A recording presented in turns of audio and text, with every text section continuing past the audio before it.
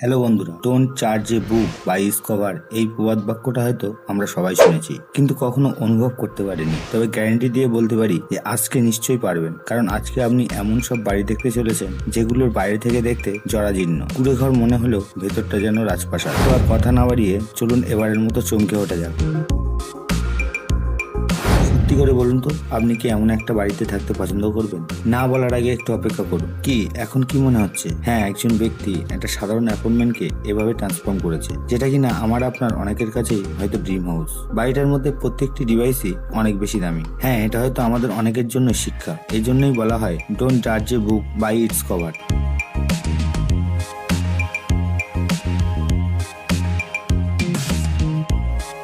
Superhero movie লাভারদের জন্য খুবই স্পেশাল ভাবে তৈরি করা হয়েছে। এই বাড়িটার গোপন বেসমেন্ট গুলো দেখলে মনে হবে এটাই সব সুপারহিরোদের গোপন আস্তানা।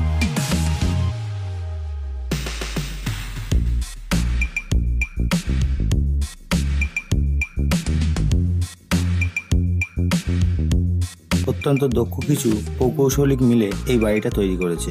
দেখে মনে হবে যেন এখানে আয়রন ম্যান বা টনি স্টার্ক থাকে।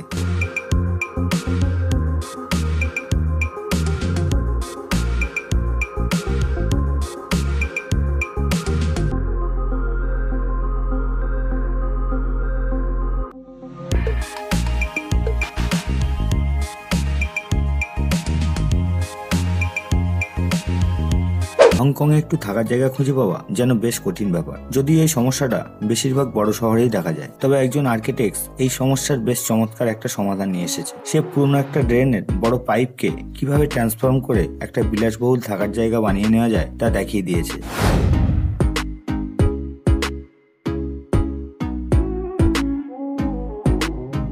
মূলত এগুলো বড় বড় কংক্রিটের ব্লক পাইপ দিয়ে তৈরি করা হয়েছে। এর মধ্যে কিন্তু একজন মানুষ থাকার জন্য যথেষ্ট স্পেস রয়েছে, যেটা ভেতর থেকে দেখতে একটা সাধারণ অ্যাপার্টমেন্টের মতোই মনে হবে। শুধু পার্থক্য এতটুকুই, যেখানে বিল্ডিং তৈরি করা যায় না, সেখানে এই পাইপগুলো নিয়ে স্বাচ্ছন্দ্যে থাকা যাবে।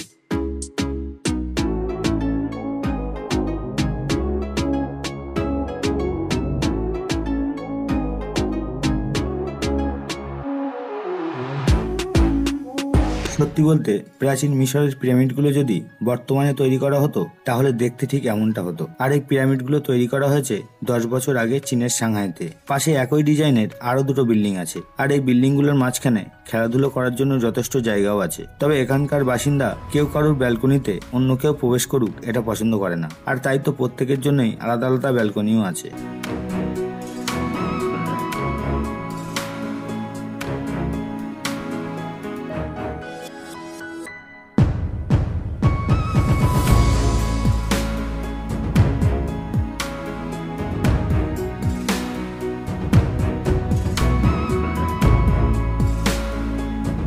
কেমন হবে যদি একটা আলমারি খোলার পরেই সেখান থেকে বেরিয়ে আসে এক রহস্যময় গুহা? চলুন উদ্ঘাটন করা যাক। এই গুহার মধ্যে কি কি আছে?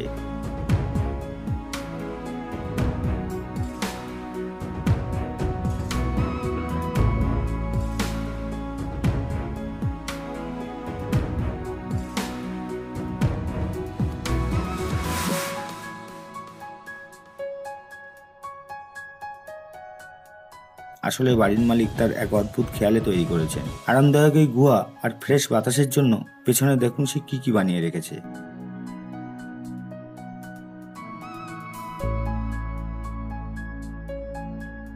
তার ঘরে বসে গল্প করতে করতে যদি আপনার হঠাৎ করে সুইমিং পুলে একটু স্নান করার ইচ্ছে হয়, তাহলে আপনার জন্য এই বাড়িটা। বাড়ির মালিক এটা এমন ভাবে তৈরি করেছে যেন পুরো সুইমিং পুলটা মেঝের নিচে লুকোনো থাকে। তবে চাইলেই সেটা ভরাট সুইমিং পুলে পরিণত হয়ে যায়, সেটাও কিনা কয়েক মিনিটের মধ্যে।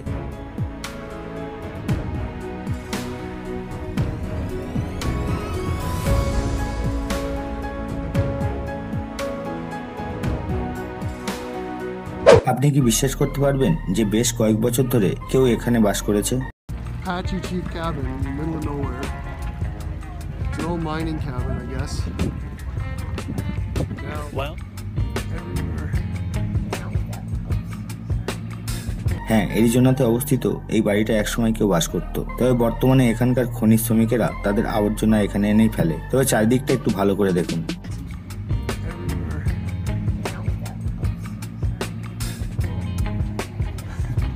Once upon a time, this was probably a bit of vandalism, but now it seems to be a agricultural land. এটাকে দেখে আপনার একটা সাধারণ ভাসমান বাড়ি মনে হতে পারে, কিন্তু এর ভেতর থেকে দেখলে আপনার মনে হবে একটা ডুবন্ত কোনো বাড়ি।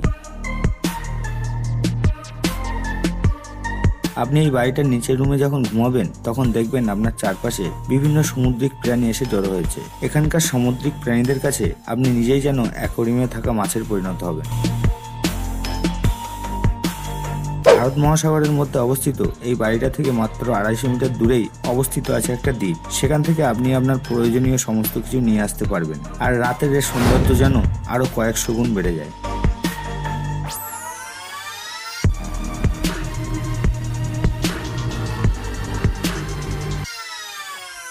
এটা দেখলে মনে হবে যে কেউ একটা সাধারণ বাড়ির ছবিকে রিড করে এমন চ্যাপ্টার বানিয়ে ফেলেছে। মজার ব্যাপার হলো সত্যি সত্যি কিন্তু এই বাড়িটা ফ্রান্সে আছে, আর এই বাড়িটা আড়াআড়ি মাত্র 1.5 মিটার। তবে বাইরে থেকে এটাকে দেখে যেমন মনে হয়, ভেতরটা কিন্তু সম্পূর্ণ উল্টো। আপনি চাইলে কয়েকজন বন্ধু মিলে এখানে পার্টিও করতে পারবেন। এখানে সবকিছুই আছে, তবে একটু ছোট ছোট।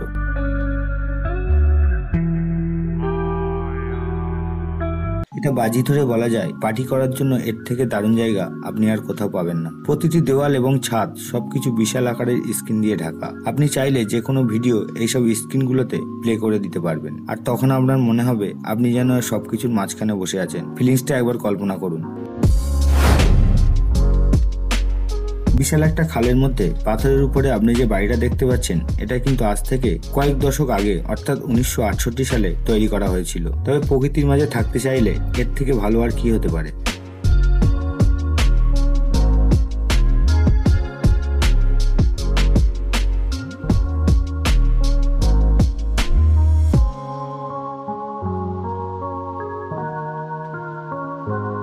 একটা ভাঙা ক্রেন দিয়ে আপনি কি কি করতে পারবেন? পুরো ক্রেনটাকে কি ভাঙাড়ির দোকানে বিক্রি করে দেবেন, নাকি আশ্চর্য এক হোটেল তৈরি করে ফেলবেন?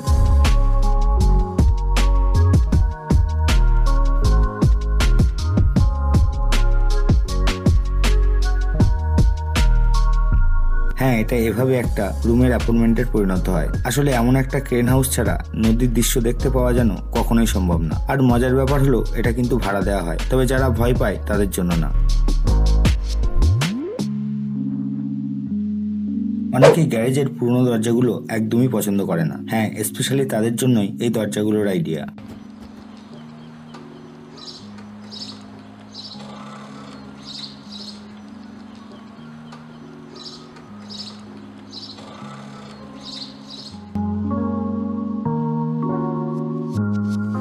যুক্তরাজ্যে এই গুহার মধ্যে পুরো একটা হোটেল লুকোনো আছে। হোটেলটার প্রতিটা রুমের দেওয়াল পাথর দিয়ে তৈরি, আর আরামে থাকার জন্য এখানে সব ধরনের সুযোগ সুবিধাই আছে।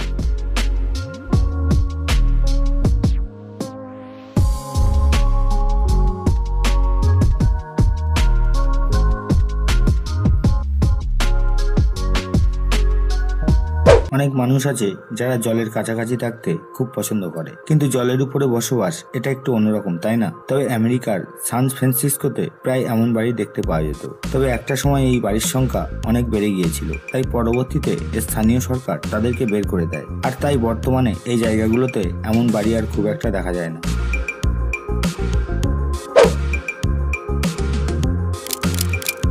বাস যেন একটা বহুমুখী কাজের জিনিস। এর মাধ্যমে আপনি ভ্রমণ সহ এভাবে থাকার বাড়িও বানিয়ে ফেলতে পারবেন।